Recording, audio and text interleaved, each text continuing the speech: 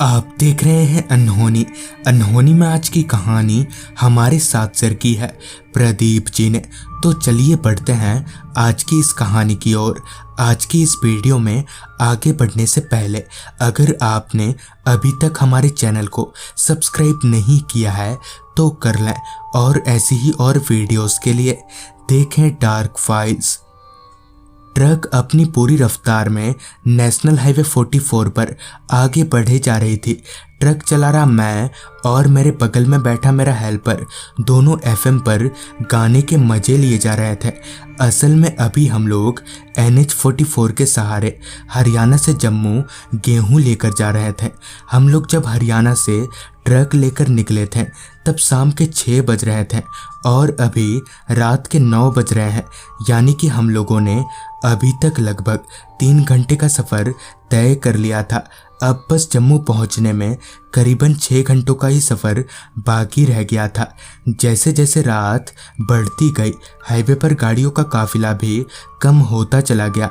मैंने अपनी घड़ी में वक्त देखा तो वक्त हो रहा था रात के 11 बजे का।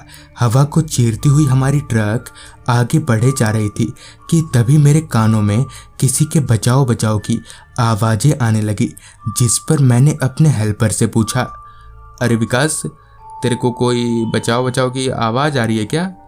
जिस पर विकास ने अपने कान खड़े करते हुए सिर हाँ में हिलाया।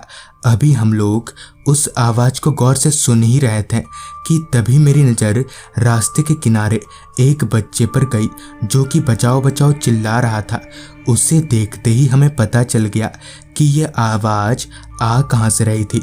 उस बच्चे को देखते ही मैंने ट्रक रोका और ट्रक से नीचे उतरते हुए उस बच्चे से पूछा, क्या बात है बेटा?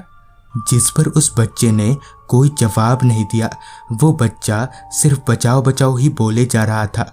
उस बच्चे की सांसें बार बार फूले जा रही थी। हमने उससे बात करने की बहुत कोशिश की, मगर घबराहट के मारे वो बच्चा कुछ बोल तक नहीं सक रहा था। उस वक्त हमें उस बच्चे को इस तरह से छोड़ना ठीक नहीं लगा, लिहाजन हमने उसे गाड़ी में बिठा लिया और तय किया कि आगे कहीं पर किसी पुलिस वाले को हैंडओवर कर देंगे। उस बच्चे को ट्रक में बिठाते वक्त हमने एक बात नोटिस करी कि उस बच्चे का पूरा शरीर बर्फ के समान ठंडा हो रखा है। खैर मैं ट्रक चलाता रहा। अभी मैं ट्रक चला ही रहा था कि तभी उस बच्चे ने कहा, भूख लगी है।